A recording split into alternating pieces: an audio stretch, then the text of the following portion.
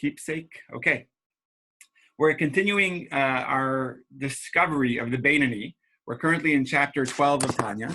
We already started it last week. We got our feet wet in it, understanding the concept of who the Beinoni is, what the Beinoni is. In truth, if it wasn't out of the bag last week, the Beinoni is each and every one of us. So let's make that very clear. The whole book of the Tanya is called the book of the in-betweener, the book of the Beinoni.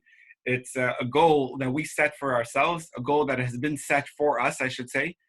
Each and every one of us have that power to be a Beinoni. So we explored in previous classes, we explored the Tzaddik, we explored the Rasha, and chapter 12 is really getting into the Beinoni. So I want to speak a little more about the Beinoni, and we'll also start the text inside, but I just want to give a summary of the chapter. I've peeked at it, and I think it'll be just helpful to give you different analogies of the Beinoni to understand how we have that mind control over our impulse, over our desires. It's just a very foundational class in all regards. And there's different sections of the chapter of how we achieve self-mastery. So I thought it'd be helpful if I give a walkthrough of the chapter outside, and then we'll go through inside. Also, because we're doing it through Zoom, and some of you don't have the book, I think it'll just be helpful to give a bird's eye view of the chapter, so that when I read the text inside, it's not going to be so out of ordinary. It's going to somewhat blend in. It's going to be somewhat smooth. So in this chapter, in fact, the whole Tanya, 53 chapters of the Tanya, it's speaking to the in-betweener. It's speaking to the Beinoni. In order to get to this point of understanding the Beinoni, the in-between person, we first had to explain the souls that we have inside of us, the anatomy of the souls, and the different types of people. We have the Tzaddik, which only has a godly soul. We have the Rasha, which his godly soul is there, but it's so weak. The person is weakened. He's a compromised person. And now we're learning about the Beinoni. So Beinoni in Hebrew literally means average. Beinoni is an average person. But that's not the term used to understand the Beinoni in Tanya. In the world, the Beinoni is an average person, 50-50. That's how the Talmud would describe it. A person who's righteous, that's how the world would describe it. A righteous person is the tzaddik, but in Tanya, we base it off the Zohar, which quotes actually, the Tanya also quotes actually from the Talmud that talks about one of the greatest people to ever live. His name was Rabbah. Rabbah means the great one.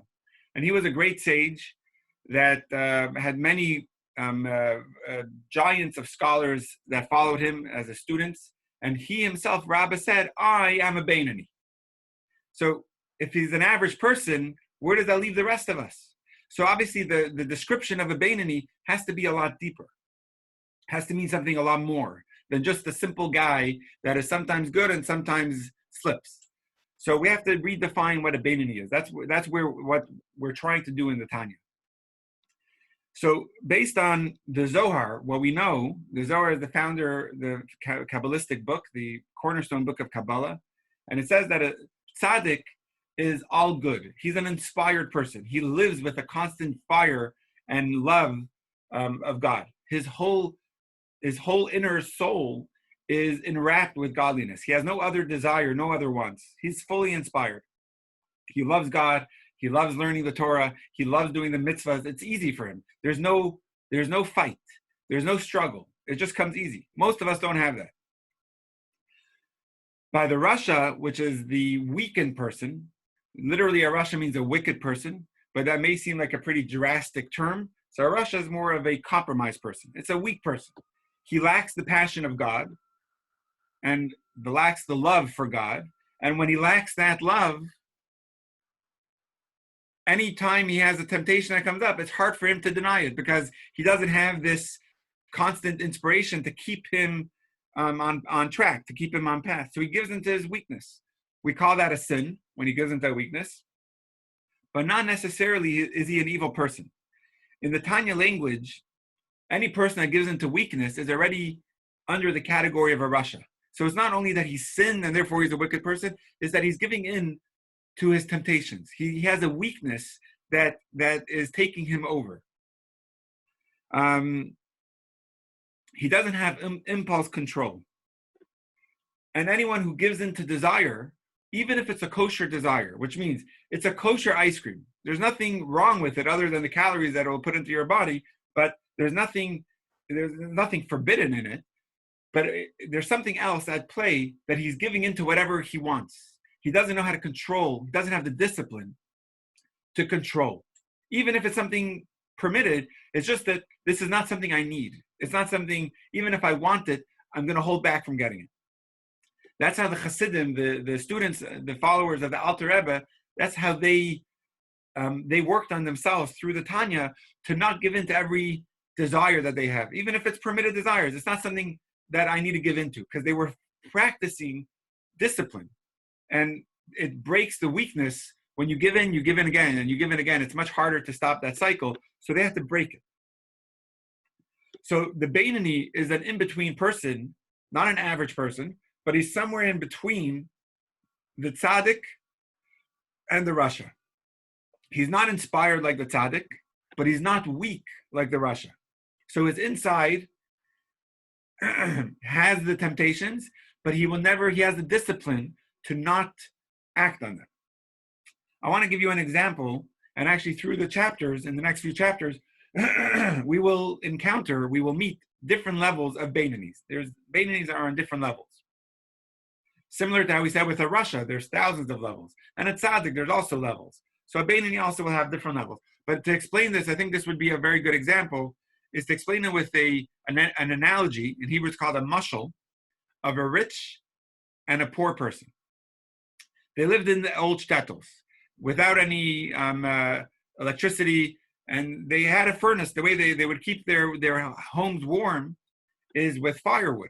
They had wood outside their home, and in the winter they would bring the wood in and light the fire, and that would heat up the home. So there's a big difference between a rich person and a poor person in how they heat up their home. A rich person, he has a huge stack of wood outside. The wood that he has is strong, it's dry, it's healthy, it's big, it's good wood. Whenever the home is getting chilly, he just brings in some wood in a wheelbarrow or whatever he uses, takes it into the home, and he opens I don't know if it's called the grate or whatever, he opens the fireplace, and he throws in a few logs of wood. And after a few hours, those wood logs start diminishing, and the fire is not as strong. He opens it up again, and he throws in a couple more. So he has a nice temperature in the home ongoing, because he has a bunch of wood. So as he wants, he just adds fuel. And that wood, that log, that fuel, it creates the embers, and it creates the heat, and it goes for a few hours, and then he just replenishes it as needed. And the next day he'll go back outside, take more wood, bring it in. You get the point. The poor person, he doesn't have such healthy, strong, dry wood. He has wood with worms in it. He has wood that is moldy, wood that is not healthy. It's little pieces, and it doesn't do the job in the same way the rich person's wood has it. He has a few pieces, whatever scraps he was able to get. So he brings those in, but the problem is those things, it's not enough to heat up his house all day. And those things will go out very soon. Eventually his home is going to be cold again in the next hour. So what he does, he actually takes all the wood that he has, he throws it all in at once. And the goal is that the wood will dry itself amongst the fire together, so that at least it'll be a big dose of firewood at once, so that it'll make the home very, very hot, even if it's just for an hour or two. He won't have any more wood to replenish it, but that wood that he has for that hour or two, he goes all out. He takes all the wood that he has, and it creates a big heat for the time being, so that later, when the temperature is cooling down and it's freezing outside, the heat that he had from the morning will still somewhat last. So this happens in my house all the time with, the way I want to do it is to save some money. I open the windows at night, and everyone in Marin, everyone taught me exactly how to do it. You open your windows a little bit, you let the cool air in. This is like in the summer months. so that it's cool in the morning, and then you close the windows so the cold air stays in, so that in the evening it's nice. Throughout the day, it's a nice temperature. So, and my children in the morning always want to turn up the heat because it's a little cold in the morning, and I want to keep the heat off so that it stays cool throughout the day. So it's this constant, like, they don't understand. But so it's a cute thing, and my kids trust me, and they're like, okay, so I'll just put on a sweater in the morning. But the over here, the poor person who's filling up his wood all at once to get whatever heat he's able to get, it's boiling hot in his house in the first hour of the day when the heat is on, when the fire is strong, as strong as it could get. It's very hot. And it's so hot that his kids want to open up the windows, want to let the cold air in, but in truth, he says, no, you don't understand, because tonight when you get into your covers, I want to make sure it's still warm. And the day is going to be freezing, and we need to retain whatever heat we have. So keep the windows closed, and let's live off that heat from the morning. In truth, this duality of the poor and the rich, of how they replenish and the heat that they have in their home, is the perfect analogy for a tzaddik and the Beinoni. A tzaddik is a person who has all the firewood he needs. He has all the inspiration. So all day, he just lives off of his inspiration. Whenever he's ready, he just adds another log in, he does another prayer, and he's back in the mode. He's back in the swing. He never lost it. It's one big rhythm of warmth and inspiration and love and excitement for God and mitzvahs and Torah that lasts throughout all the day. It's healthy. Whereas by the Beinoni, he deals with the real world. So he has the fuel, but it's not strong. He's not on the tzaddik level. He has his fuel, whatever he has. So whenever he has that fuel, he needs to make sure that it can retain him until the next inspiration comes, until the next time he's able to add fuel the next day. He needs to keep that warmth going all day. So in the terms of Tanya, the fuel that I'm giving you in this example, in chapter 12, the fuel is prayer. When you're in a state of meditation and prayer, your relationship with God is exposed, and you're vulnerable, and you're letting God in, and your heart is in sync, that's the time of prayer. That's ideally what prayer should look like. So when you're in prayer, you're in a mode of not ecstasy, but you're just inspired. So the Beinoni actually has that inspiration. He has the firewood for the prayer time. The problem is, after prayer, he goes into the real world. And he feels so good during prayer that he's connected. But you know what? The Yetzer Hara, which is that evil inclination inside of him, that animal soul that we talk about, actually lets him be during the time of prayer. He lets him go to synagogue or at home, and he's praying. But you know who's the first person that's waiting for him outside? The Yetzer Hara. The evil inclination is waiting for him outside, and he right away starts. He says, you did a great job. How do you feel? Pat yourself on the back. That must have felt so good. And that's already the evil inclination. Even though it's about prayer, but the evil inclination manages to make you feel good about it. It's all about, now I feel good. Now I'm on a high level. Again, it's about you. And from chapter 1, anything that's about you, while you're very important, it's part of your ego, and that's something, and it's part of your selfishness, and that's something you have to be very careful for. So the animal soul right away congratulates you and takes all the work that you did during prayer and right away cools it down. So what the Beinoni is hoping for is that fuel, that firewood that he had during prayer will get him to the next time of prayer. So that when he's in his day and he's encountering struggles and challenges, he's hoping that the inspiration he had when his home was warm, when his heart was warm with prayer, will keep him inspired until the next time of prayer, until the evening when he says the Shema, or the next day when he's praying, or whatever it is, till his next moment of inspiration. So that's the Beinoni, where he's in that struggle. So it's like a boom. I don't know if this is the right expression. It's like a boom and a bust. He's in a time of boom. He's totally inspired. That's one side of the Beinoni. And during that time of inspiration, by the way, parenthetical, the Tanya will actually say in chapter 12, on that level, he's actually like a tzaddik. When he's in the mode of prayer, he's on a high. He's great. He's like on a tzaddik. But the struggle is, it doesn't last. That inspiration diminishes, and then he has to somewhat survive until the next mode of inspiration. So if I'm not a good, I'm sorry, I'm not a good, I don't ride waves well. My cousins in San Diego tried to teach me, and it did not work out well. But in my attempt, they teach you that you ride the wave, and then it's the wave, and I think it's the crest, and you have to basically, when you're on the wave, it's the best feeling. You're on a high. You're riding the wave. But then when the wave finishes, and then you're waiting until the next wave, you just have to make sure that you're able to survive until the next wave carries you back up. So the Beinoni has that high when he's riding the wave. That's a time of prayer. But then I think it's called the crest, where when he has to, or she has to, somewhat survive and stay afloat until he's able, or she's able to carry on to the next wave, until the next inspiration. So let me just answer Shira. So the divine soul in the right side of the heart overcomes the animal soul in the left side of the heart. Yes. So the divine soul actually starts from the mind, and from the mind it has access to the right side of the heart, and from that it is able to continue its struggle and overcome the animal soul, which is on the left side. Exactly. And like we learned, I think from chapter 9, I think chapter 9, or maybe chapter 6, where it talks about the animal soul, that the source of the animal soul is the left side of the heart, which is the source of the blood for the whole body, because blood is the warmth, and the animal soul has that warmth, usually excitement towards negative things.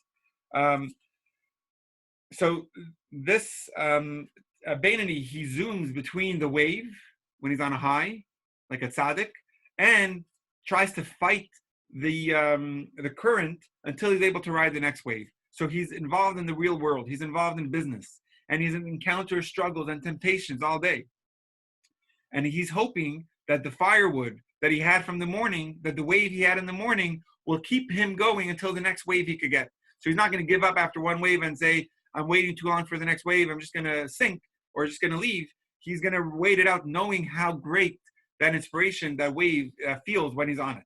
So it's his battle, his battleground, his ammunition is not even current. It's from what he had earlier today, that it just keeps him until the next time he's able to hold his weapon.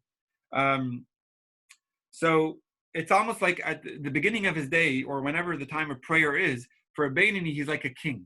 A king is someone that is loved by the people.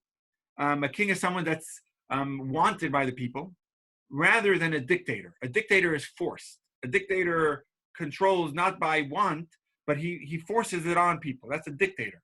So the Beinoni, at the beginning of the day, he's like a king. He's loved. He's wanted. He's in a state of inspiration. The Beinoni is in that state of elected. It's perfect. It's beautiful. But then comes the time when he's forced. He has struggles and desires and temptations and wants, and he's forcing himself not to give into it because he's waiting to get back to that mode of king. So waiting to get back to the mode of king. So in other words, the Beinoni is moody. He has times when it's easy for him, and he has times when he has no interest, but he'll still continue to do it because of the discipline that he has.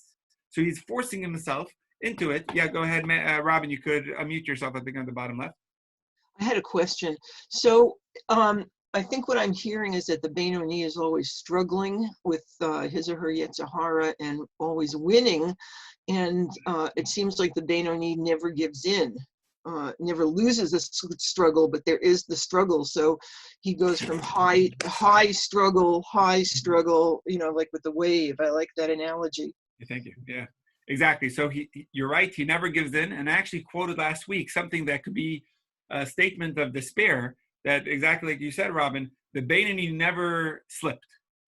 He has the desires that are perhaps inappropriate, but he doesn't slip in it. No, he's not going to give in his thought, speech, or action. How does that spell out? How does that happen?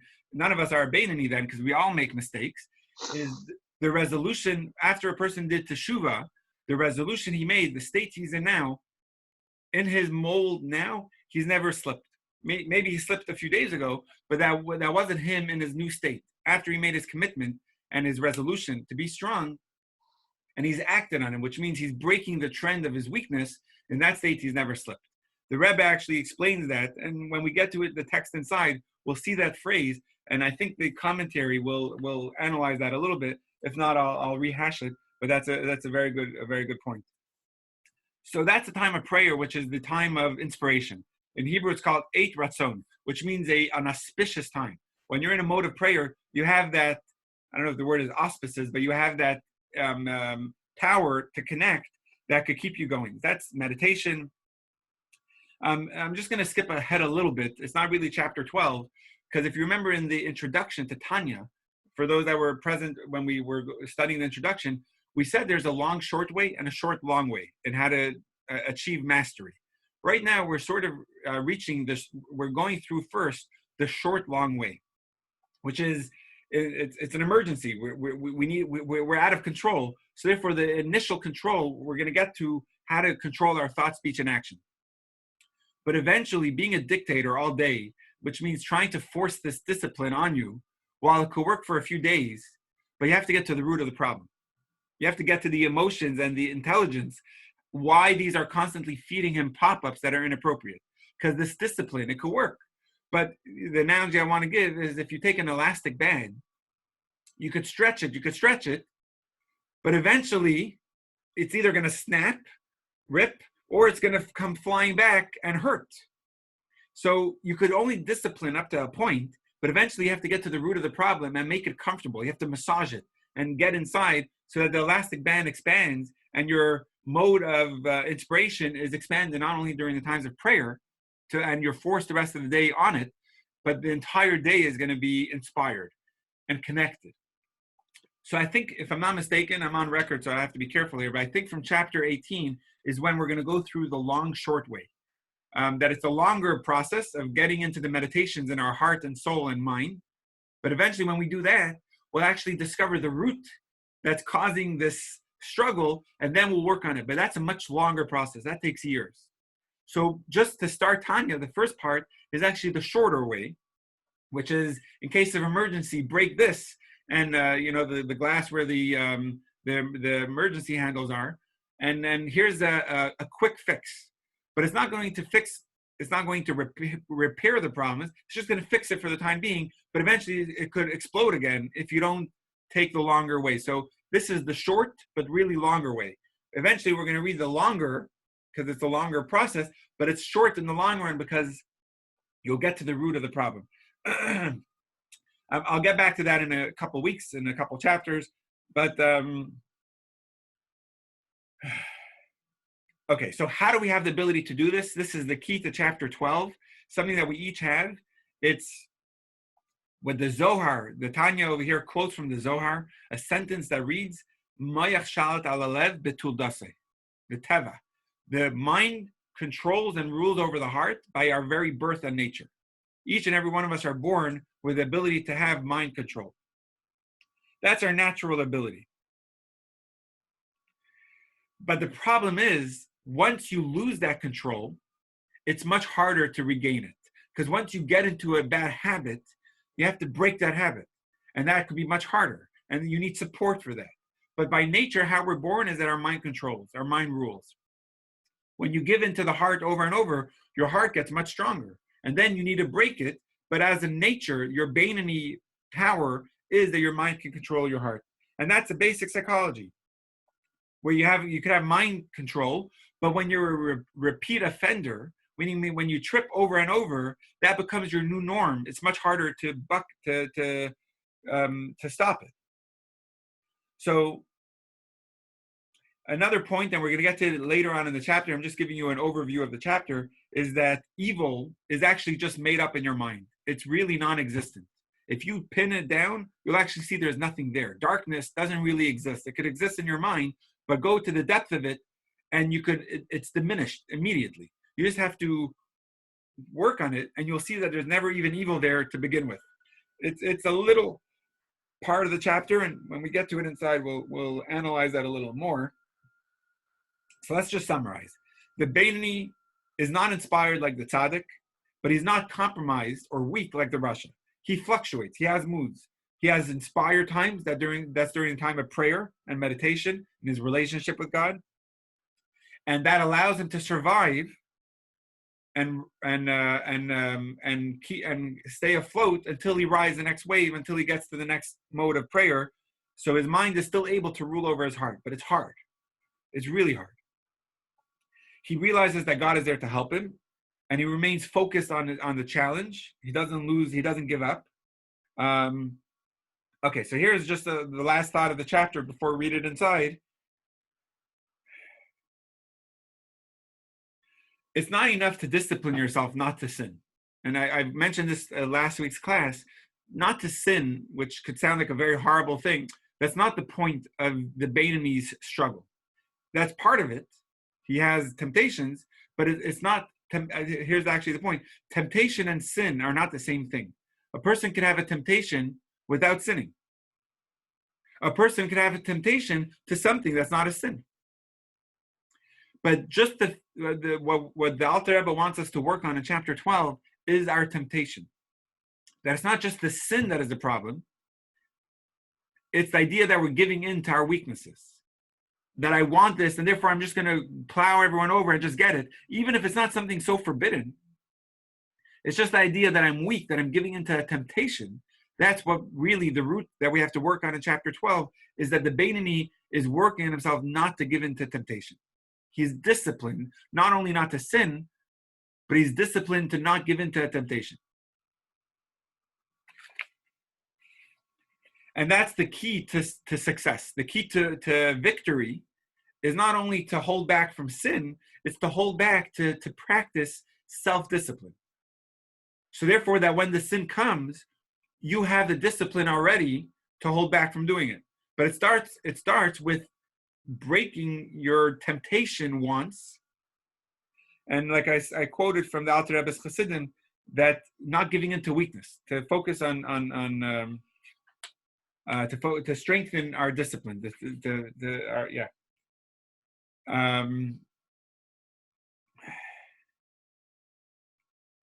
And another thing, and this is really from previous chapters, just to analyze it for those that weren't here before, is that thought is part of a temptation. Action, a person is tempted to do something wrong or to do something that is just inappropriate, even if it's not a sin. Or a person could speak something that is wrong, and he's working on that, he's controlling that, but even his thoughts, he's working on. Another word for thoughts over here is a fantasy. I can't stop what is coming up in my mind, but I could stop thinking about it. Your mind is constantly thinking, but you get to choose what you want to think about and what you don't want to think about. So you don't have to fantasize on things that you know is inappropriate. The Beinoni, he can't stop certain mind impulses that are coming up, because that's coming from the mind. That's how he's hardwired from the soul. And he's not perfect inside like a tzaddik. So he has these negative thoughts that are coming up from the mind, but to fantasize about it, to allow those thoughts in, and I gave an example months ago about allowing the knock. The knock on the door, I can't stop. But if I'm going to allow that intruder into my house, that's my control. I could either keep the door locked or say, please come in. The pop-up, it comes up on my computer. I could choose to either exit out or I could click on it. So the Beinoni, he doesn't fantasize, not only doesn't act negative or speak negative, he doesn't even fantasize on things that are inappropriate. So he can't stop it from coming up in his mind. But if he's going to allow himself to think about it, that is not in the realm of a Beinoni. Because eventually, if you give into your fantasies, even if it's not forbidden, but it's just a fantasy that is not supposed to be, eventually it'll weaken him, and he's welcoming it in. He's weakening himself, and weakness leads to more weakness, and he'll give in to other things as well. Let me just answer some questions. So from Shira, so will we always be incomplete Russia versus a Beinoni? And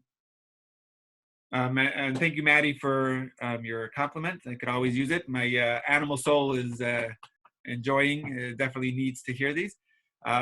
We will always be incomplete Russia versus Beinoni. It's a good question. We're always striving to be a Beinoni.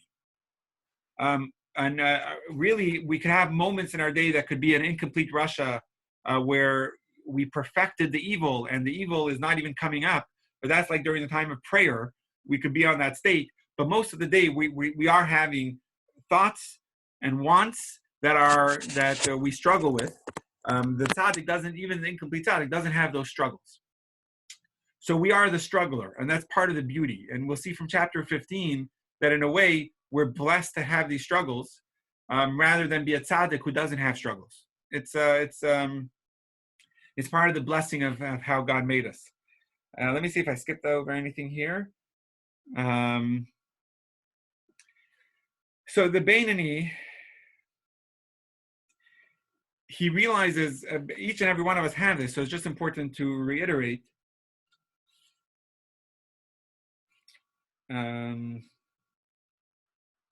Let's see if there's anything else here. Yeah, I explained the dictator. The Beinoni, he realizes the power he has in his mind and his potency of his soul to rise above it, to be on that wave. Just to finish this example, because it's going to be relevant, I think, towards the end of the chapter. It's an interesting thing. What we're telling ourselves is to control our feelings, right? The mind controls the heart.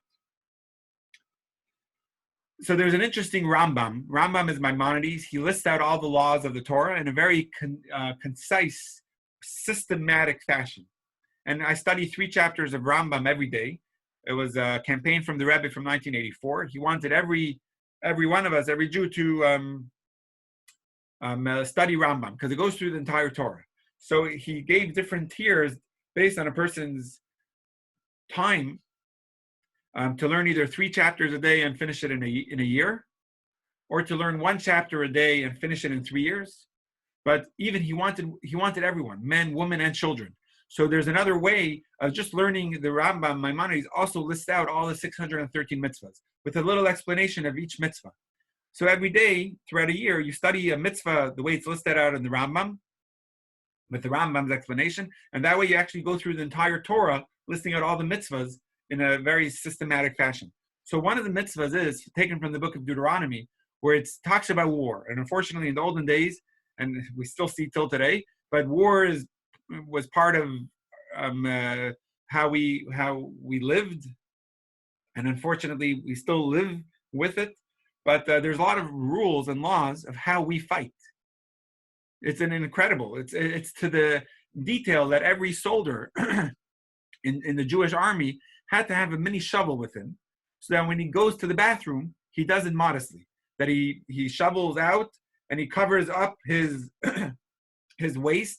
It has to be done in a very modest fashion, because just because you're at war doesn't take away your modesty.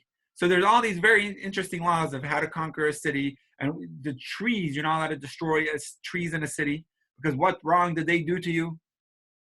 So there's all these very interesting laws. But one of the laws is that when you go out to war, you're not allowed to be frightened. Because if you're fearful, it'll make everyone around you fearful as well. And that's the beginning of failure, is when you have fear. Your fear will instill fear with others, and then they're going to try to run away. It's not the way to fight. So therefore, you can't be fearful at war. In the battleground, you have to be strong. Now, that's the Rambam that's taken from the Torah.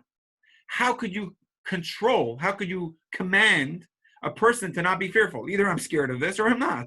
But you can't tell me, be scared of this and don't be scared of that. Come on, like how do you command that?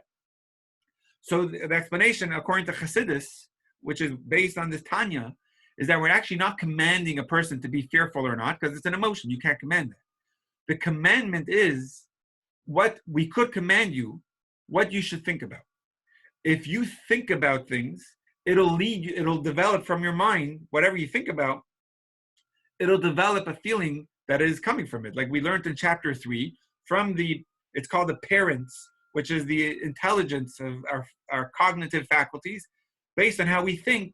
In Hebrew, we call the chachma, bina, das, our inquiry, our cognition, and our recognition, which chachma, bina, das is actually the acronym of Chabad. It's the way we think. Chachma, bina, das is Chabad.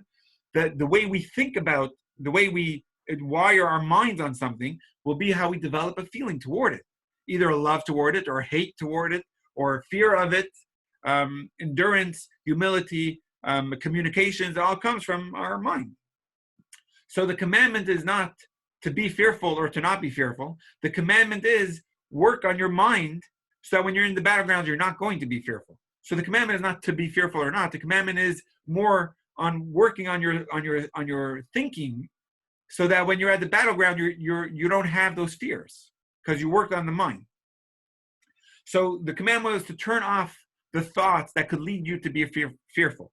So unfortunately, this is how it was. People that had to serve in the army to protect ourselves and to protect their families, they had families. Think of all the doctors on the front ground now. They have families. But to do their job, they kind of have to put that aside to be able to be fully present and focus on their patients. And we have 2 nurses on, but you could think of spouses, you could think of, but it's going to lead you to fear. So in a battleground, the commandment was to take your business and move it to the side, to not focus on your business, to not focus on your family, to not focus on your, to be disciplined. But to be disciplined takes preparation. Chapter 12 of Tanya is focusing on the preparation to allow the discipline to work. So the discipline is not only against sin, the discipline is against your temptation, your wants. Work on that. And that will grow your strength in your discipline. That will grow your impulse control. That will grow your mind mastery. I hope that's the right word. So I hope all this is making sense. Let me just see. I'm sorry, I missed some questions. Let me just scroll up over here.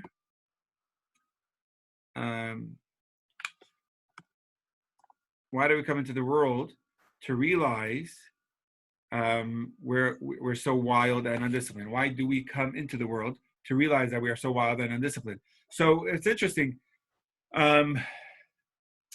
We come into the world actually disciplined, and our weakness gets the better of ourselves, and then we become undisciplined. But as we are, let me have to think about that. Why do we come into the world? To realize, let me take that back. We come into the world with that animal soul. I mean, that's how we come into the world, with that, with struggles. I mean, actually, the first thing the baby wants is its mother's milk. It's all about me. I don't care if it's 3 a.m. I don't care what you're doing. I'm hungry and dirty now. I want to be changed, and I want food. It's all about the self. It's the animal soul, and so I want to fully answer your question, Dan. Let me go back to what chapter this is.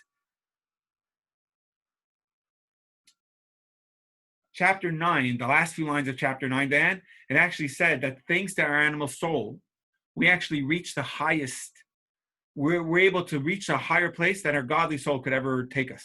The godly soul is very systematic, very precise, very thought out, cold. The animal soul is wild. It's raging. The wave that the animal soul could get on, if you get that animal soul on board, is a world record of what type of wave it could go on, what type of inspiration it could actually lift up the godly soul to. It's just not interested. So the struggle, the reason why the struggle of Tanya is to actually harness that animal soul. And you'll see that animal soul, it'll take you to the highest places if you get it. It's like a troublemaker in a classroom. If you get that troublemaker to want to learn, everyone else in the classroom will join. He or she will become your greatest ally in the bigger picture. Will become your greatest ally on the battlefield. But you have to get it to want. So you have to find the right things. And one of the interesting examples we gave was, I won't say the whole example now, but the point of Tanya gave an analogy of a prince and a king, and the king wants to test the prince. So he hires someone to test the prince. The someone that he hires really wants the prince to succeed. I'm not explaining that. I don't want to go through the whole analogy now, but the point is that even our animal soul actually wants us to not listen to it, because the animal soul is a servant of God. It wants us to do the right thing, and when we are able to harness it, we get it to join us on board. If you're fearful, you don't trust in Hashem. Sherry, I may need a little more about that question. I see it's a question, but if you're fearful, you don't trust in Hashem. I may need a little more to know, because it's a very important question. I just don't know on what angle, right? Because bitachon, which is trust in Hashem, simply, you're right. If a person is fearful, they lack trust in God. But trust in God means God's taking care of it. Not that I'm not going to work on it, but whatever whatever happens, I'm in God's embrace. I'm in God's hands. So I'm going to hustle and work and whatever it takes to put the money on the table, but I'm not going to cheat in business, let's say, for example, because I have trust in God. So I'm not going to do something wrong to get an extra dollar because God's taking care of it. So it's coming from God. So, if, let's say, in my ways, I have to fundraise in order to grow our community, in order to pay every bill, because we don't get any grants and we don't get any outside funding other than donations from the community. So if I ask someone for a donation, I have to get better at it. But if I ask people for donations and they say no, I don't have to get upset at the person. They're entitled to say whatever they want. But I'm putting my trust in God that if it's not this person, that's going to be the vessel. It's going to be another person. So there was a famous chassid of the Rebbe that when someone would tell him no to a donation, a fundraising conversation, he would actually hug and kiss the guy and say, "Thank you so much, because I did my job. I'm one step closer to God finding me the right person that's going to say yes." But like for him, it was a trust in God. Either it's you or it's another person, but it's going to come because it's coming from God. So if you're fearful and you can't go to sleep at night because of a circumstance, it's natural. But if you could work on your trust in Hashem, it's you have nothing to fear. So it's a that itself, Shira, and that's why it's a very important question, and it's a very hard thing. I'm explaining it in one sentence, but it deserves months of study. What does it mean to have trust in God? And there's a lot to talk about on it. And now, especially with the times going on, I'm on a lot of inspirational calls with Chabad rabbis and leaders across the world. And the main thing they're pushing is realizing that we have emunah, which is faith in God. We have bitachon, which is trust in God. And that is, we have to be joyful knowing that it's all in God's hands. And it not only will come out good, it's already good. We just have to open ourselves up to blessings. But somehow, this is all part of Hashem. And therefore, we shouldn't be fearful. So yeah, there's a lot more to talk about on it. All right, I would love to, let's start it inside. We're going to be at chapter 12. I promise we're going to already get started in the text. Sometimes I just go off on my own tangents, but I think it'll be good if we start. For those that have a book, if you don't have the book, mine is actually a misprint. It's upside down, but the book looks like this. It's called The Practical Tanya. It's a text that came out a couple of, maybe 2 years ago, and I think it's revolutionizes Tanya. It makes it very palatable and understanding. So the Hebrew words are the same. It's just some of his practical lessons I found to be very relevant and helpful in studying. You can find it on Amazon, but it may be Amazon. Unfortunately, I've been seeing they actually they mark up prices and they take advantage. Oh, Diane, you have it. Wonderful. Okay, awesome. So if it's not, I guess it's too late for you. I don't know if you got it from Amazon or not, but Amazon, I think it's more expensive. You could get it from a Jewish store. And I can give you links to some Jewish stores that sell it from the author director, I guess, directly. And it's probably $10 or $15 cheaper than what you would find it on Amazon for, unless you buy it used. Anyway, you could, each one of us, I'm sure, are their own Amazon gurus, but I'm happy to help if I can. So chapter 12, the bottom of 137, the in-betweener. This is, I think, a seminal foundational chapter of Tanya. Oh, good. Robin, if you have it also, that's great. $45, I think, is the average price for it. Yeah, that's good. I think that's average. So from the author, great. Okay, we're up to the bottom 3 lines of 137. Section 1. What is a Beinoni? And now that we have clarified the different levels of tzaddikim who have succeeded at self-mastery and rishayim who are failing at self-mastery, that's the 2 sides. Now we can turn our attention to the elusive intermediate category, the Beinoni, the in-betweener. In chapter 1, we're on 138 now, we already demonstrated that the Beinoni, like the Tzaddik, never actually commits a sin. That is why Rabbah, who was a Tzaddik, was able to misidentify himself as a Beinoni. So to understand that sentence, we'll have to go to chapter 33. But what we're saying is Rabbah, who was that great sage that I mentioned earlier, that said that I'm a Beinoni, he actually misidentified himself. He was really a Tzaddik. But it was so hard for him to see the difference between his, or maybe from his humility, he considered himself to say he's a Beinoni. So that we'll get to on chapter 33 and around 21 chapters. The Beinoni is a person whose evil never gains enough momentum to conquer the small city, to influence the body to sin. So the evil is there, unlike the tzaddik that doesn't have evil. The evil is there. It just doesn't have enough strength to conquer. This means that the three garments of the animal soul, which are thought, speech, and action of klipa. Klipa is the negative side, the husk that we identified in chapter 6 and 7, never overcome the divine soul within him, so as to become dressed in his body, brain, mouth, or the other anatomical parts, which total 248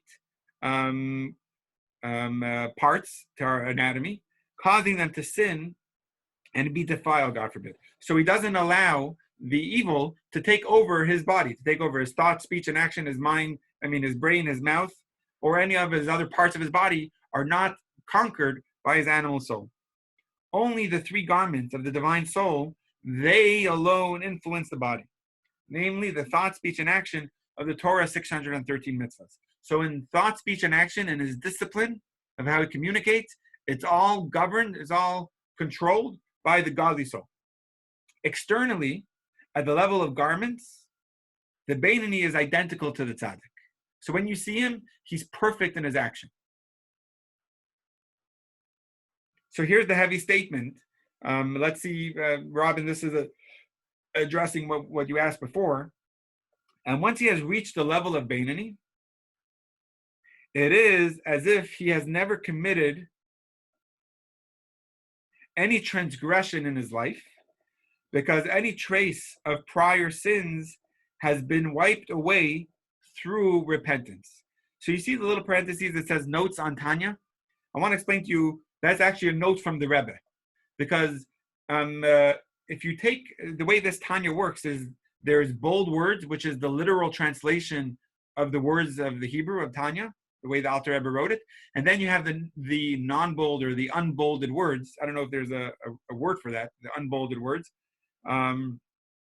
If you take out if you only read the bolded words, just read that paragraph again, only with the bolded words, it just says this: and he has never committed any transgression in his life. That seems like a lot harder, that he has never committed a transgression. But the way the Rebbe understands it is the way he is now, it is as if he has never committed a transgression. Because anything that he has done in the state of a Rasha, he did teshuvah. And now he committed to never do those again. So the way he is now, he's never did an avera. He never did something wrong because he's on a new platform, and he never will. He's committed and he's taking strides of discipline to never commit. And that's the next line. And at his current level, we can be reasonably assured that he will never transgress in the future. So to understand that, like I told you, Robin, the Rebbe's notes on this just give you a little more of an understanding. It's not ever, it's the way he is now at a state of Beinoni with his new transformation that he's working on, his discipline and his self-mastery. He's at a state of a Beinoni, and he never lost yet control over his thought, speech, and action, which are his garments. And we can be confident, we're on the bottom two paragraphs of 138, that even for a moment, a single second of his life, he will never involve himself in an activity that will cause him to be categorized as a Rasha. So let's see what that is. For example, in chapter 1, we learned that even if a person himself does not sin, but could have prevented someone else from sinning and failed to do so, he is classified as a Rasha. The Beinoni avoids this type of activity too. So just to clarify this, in chapter 1, we gave such subtle things that if a person commits them, he's considered a Rasha. If a person saw someone else doing something wrong and says, it's his life, I don't care, that person is deemed and classified as a Rasha. So I didn't even sin. I didn't stop someone else from sinning. In the state of a Beinoni, even that is off the table. It's non-negotiable, because he's so disciplined that not only he will not commit a sin the way he is now, even a smaller, subtle one, it's something that he will never give into. 139. How then is a Beinoni different than from a tzaddik? So this is an important question. I already gave you the answers in my introduction. But over here, a tzaddik and a Beinoni both don't lose control over themselves. They both don't give in to their thought, speech, and action being governed by their animal soul. What's the difference? So in chapter 3 to 8, we learned how the soul functions at two levels, through powers and garments. We each have the soul powers, which means how we are hardwired, our soul inside of us, the anatomy of the soul, the 10 faculties, we said, from the chachma, which is the wisdom, our inquiry towards something, all the way through our emotions. Those are the soul powers. And then we also had the garments of how our soul is manifesting the outer parts of our soul, how we communicate our thoughts, speech, and action to the world. So the soul's powers represent an inner layer of consciousness, your intellectual and emotional operating system, which shapes the way you perceive reality and react to the outside world. The garments of thought, speech, and action, which is the outside, represent your interface between the soul's power and the outside world. So we hear, this is good, we're using the word interface, which Shira, I don't know if Thomas is there, but Thomas concurred with the word interface from many months ago to be a good analogy for our thought, speech, and actions, our garments.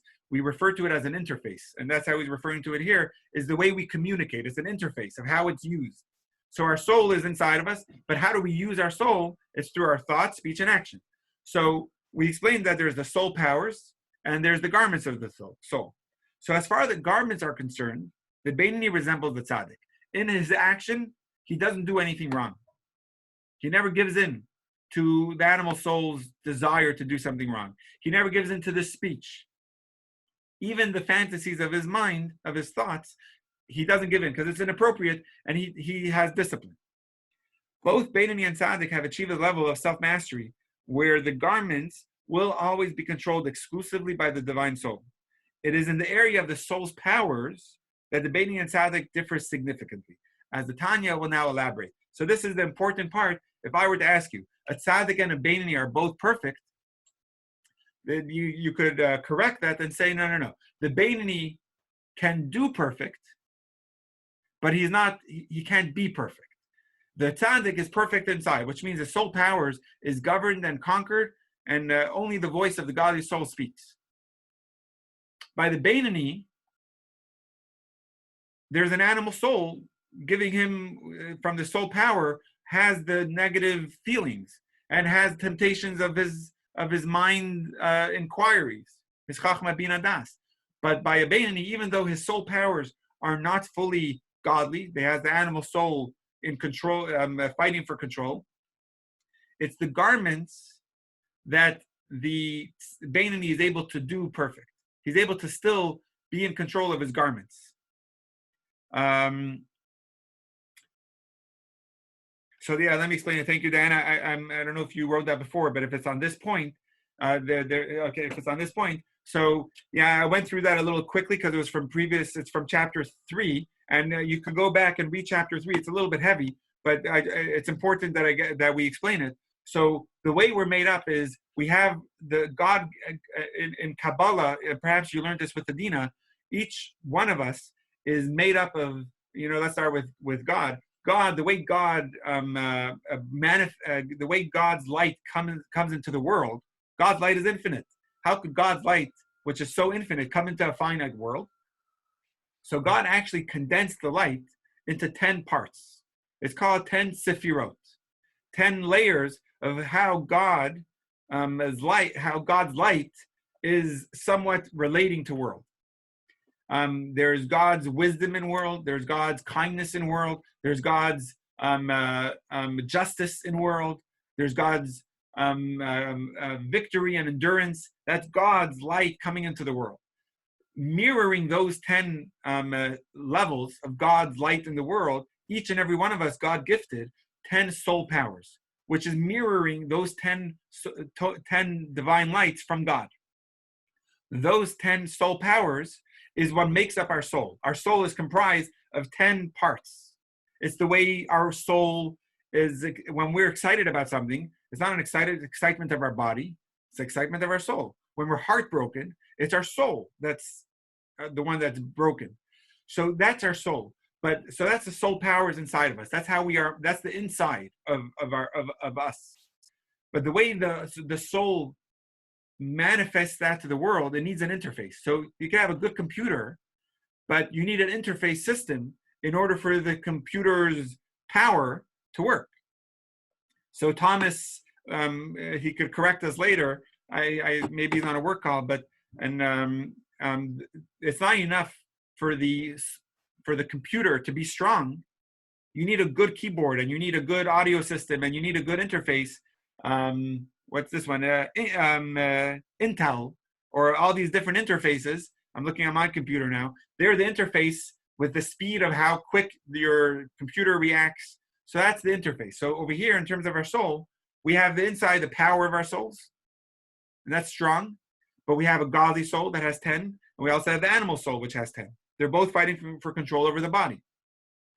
The thought, speech, and action, we could only speak one thing. We could only act one thing at a time. We could only think one thing at a time. So the animal soul and the godly soul are both fighting for control over the interface, over the garments, over the thought, speech, and action. The animal soul wants itself to be manifest in its action, and its soul, in its speech, and in its thought. And the godly soul wants itself. So chapter 9 was the struggle that both layers, both sets of godly soul and animal soul, its 10 powers, are fighting for control of the body's thought, speech, and action. And yeah, in Shira, that was called Tzimtzum, which is the way godly light is manifesting itself into the world. Yes, Sfirot could only come as a result of Tzimtzum. Tzimtzum is God's contraction, where God's light was infinite. And then we studied this in Kabbalah in our classes. Maddie, I think you like this term we use, was Tzimtzum, which was God needed to contract his light in order for that incredible infinite light to be coming into the world. It's like if you have a teacher, he could be a genius, but it's not helpful for the students that the teacher is a genius. He could have infinite wisdom, but unless you're able to contract that wisdom and give it over to a student on their level, you didn't accomplish anything. So Tzimtzum is the way that the godly soul is able for the godly light to come into the world. Another example that Tanya gives, and all these examples are not my examples, it's from Tanya and Chassidus, is the sun. It's not helpful for the sun to just shine into the world. You need the ozone layer. You need a protection, a shield from the sun. Without it, it's not helpful. So godly light on its own would be too strong for us, infinite. You need, which is the sunlight, you need a layer of protection for it. Okay, so we'll end with that. We're on 139. I'll put my bookmark. That concludes today's Tanya class. Just a reminder, we have a Yiddish class coming up at 12. It will be on Zoom. Hopefully, it will be able to be streamed to Facebook. But every now and then, Facebook doesn't cooperate with Zoom. It's just an overload. Tomorrow night, a Pirkei Avot class. I've been getting a lot of great feedback on that. Pirkei Avot is ethics of the fathers. It's great ethics, Jewish ethics. Friday, we'll have a pre-Shabbat inspiration at 7 o'clock. Sunday, we'll be playing another round of Jeopardy. And other exciting things. I'm going to be sending out an email, God willing, in the next hour or so with more upcoming stuff. Adina's going to be starting a new Parsha class, aside for her Torah and tea. So there's a lot happening at Chabad. We're so glad we could join everyone and participate together and see each other. Stay safe, stay healthy, and see you very soon. Have a Beinoni week. Thank you.